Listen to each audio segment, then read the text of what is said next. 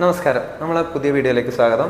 അപ്പോൾ നമ്മൾ ഇന്ന് പറയാൻ പോകുന്നത് കൃത്യംഗങ്ങൾ എന്ന് പറയുന്ന ഒരു അധ്യായത്തെക്കുറിച്ചാണ്. അതായത് x⁻y ഈ ഫോമിൽ എഴുതുന്ന, അതായത് ഇവിടെ രണ്ട് നമ്പേഴ്സ് വരുന്നത്, ഈ ഫോമിൽ എഴുതുന്ന രൂപത്തിനാണ് നമ്മൾ എന്ത് പറയുന്നത്, കൃത്യംഗ രൂപങ്ങൾ എന്ന് പറയുന്നത്. അതിൽ ഈ എക്സ് താഴെയുള്ള ആളെ നമ്മൾ എന്ത് പറയും, ബേസ് അഥവാ ആധാരം എന്ന് പറയും. എന്താ പറയുക, ബേസ് അല്ലെങ്കിൽ ആധാരം. ഇനി ഈ മുകളിൽ എഴുതുന്ന y എന്ന് പറയുന്ന ആളാ, പവറായിട്ട് എഴുതുന്ന ആളാ എക്സ്പോണൻസ് അല്ലേ, എക്സ്പോണൻസ് അല്ലെങ്കിൽ കൃതി എന്നാണ് പറയുന്നത്. ഓക്കെ, അപ്പോൾ ഈ കൃത്യങ്ങളുമായി ബന്ധപ്പെട്ട് ഫോർ എക്സാമ്പിൾ നമുക്ക് എഴുതുകയാണെങ്കിൽ ഇപ്പോൾ 2⁻3 എഴുതുന്നുണ്ട് വിചാരിക്കുക.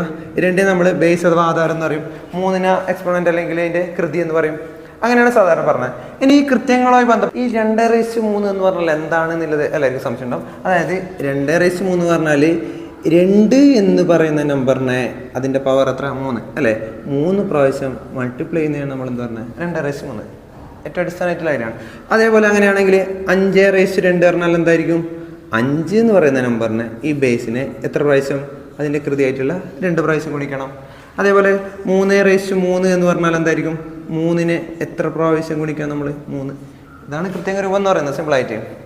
നമുക്ക് ഇതുമായിട്ട് ബന്ധപ്പെട്ട കുറച്ച് കൃത്യംഗ നിയമങ്ങളുണ്ട്. ആ നിയമങ്ങൾ നമുക്ക് പഠിക്കാൻ നോക്കാം. ഓക്കെ, അതായത് കൃത്യംഗ നിയമങ്ങൾ എന്ന് പറഞ്ഞാൽ കുറച്ച് നിയമങ്ങളുണ്ട്.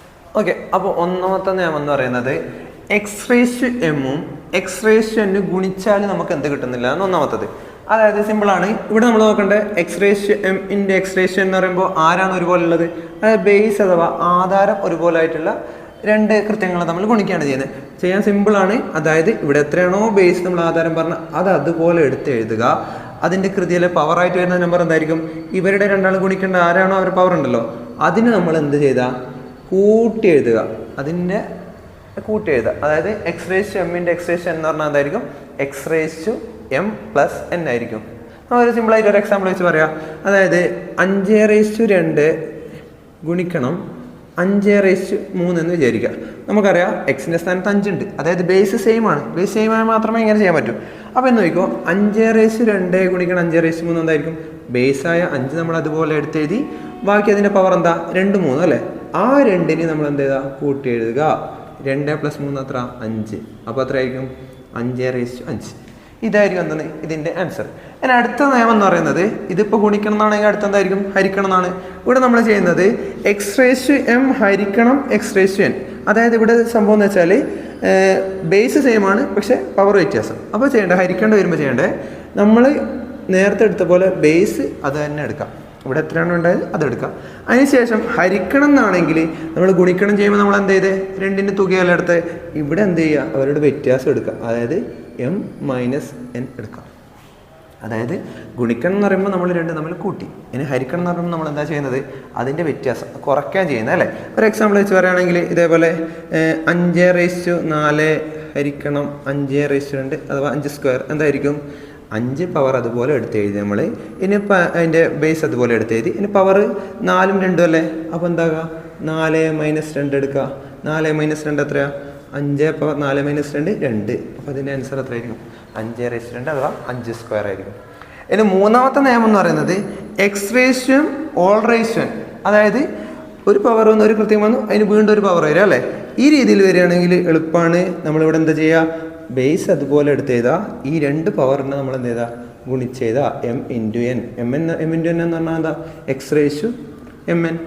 നമ്മളൊരു എക്സാമ്പിൾ ചെയ്യുകയാണെങ്കിൽ എങ്ങനെയായിരിക്കും, 2⁻3 2 എന്ന് വിചാരിക്കാം. അപ്പോൾ എന്താ ചെയ്യുക, 2 ബേസ് അതുപോലെ എഴുതി, 3ഉം 2ഉം ഉണ്ടല്ലേ.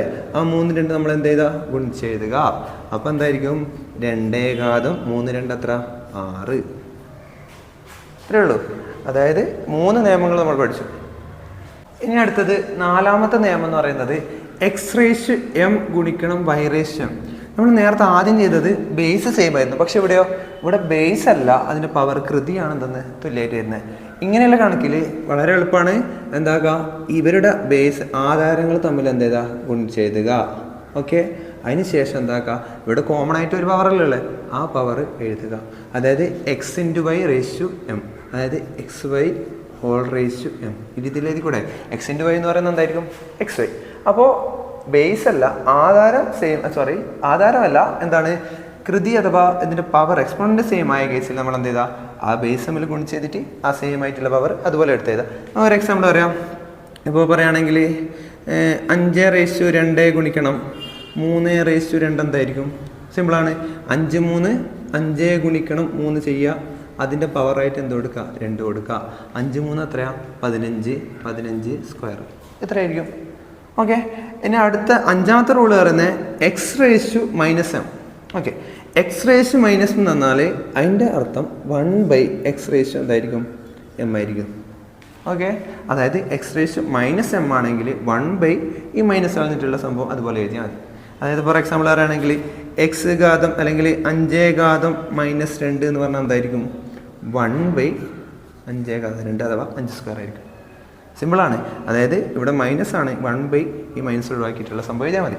തിരിച്ചും അങ്ങനെയാണ്. അതായത് നമുക്ക് വേണമെങ്കിൽ x ഘാതം m നമുക്ക് അങ്ങനെ എഴുതാം 1/x⁻⁻m എഴുതുന്നതുകൊണ്ട് ബുദ്ധിമുട്ടില്ല. ഓക്കെ, ഇതാണ് നമ്മൾ എന്താ പറയുന്നത് അഞ്ചാമത്തെ നിയമം എന്ന് പറയുന്നത്. ലാസ്റ്റ് നിയമം എന്ന് പറയുന്നത്, ലാസ്റ്റ് അല്ല പ്രധാനപ്പെട്ടതിൽ ലാസ്റ്റ് നിയമം എന്ന് പറയുന്നത് x⁻0. അതായത് എക്സ് പറഞ്ഞ ഏതൊരു നമ്പർ അല്ലേ, എനി നമ്പർ ⁻0 എന്തായിരിക്കും? എപ്പോഴും 1 ആയിരിക്കും. ഇവിടെ എത്ര വേണമെങ്കിൽ ആയിക്കോട്ടെ, ഇവിടെ 1 ആയിക്കോട്ടെ, 1⁻0 ആയിക്കോട്ടെ, 2⁻0 ആയിക്കോട്ടെ, എനി നമ്പർ ⁻0 എന്തായിരിക്കും? 1 ആയിരിക്കും. ഇനി 999⁻0 ആയാലും എന്ത് തന്നെയായിരിക്കും? അത് 1 ആയിരിക്കും. ഇതാണ് കൃത്യംഗത്തിലെ പ്രധാനപ്പെട്ട 6 നിയമങ്ങൾ. ഇത് പഠിച്ചാൽ മാത്രമേ നമുക്ക് എന്താകും ബാക്കി രീതിയിലേക്കൊക്കെ പോകാൻ പറ്റൂ. Okay, thank you.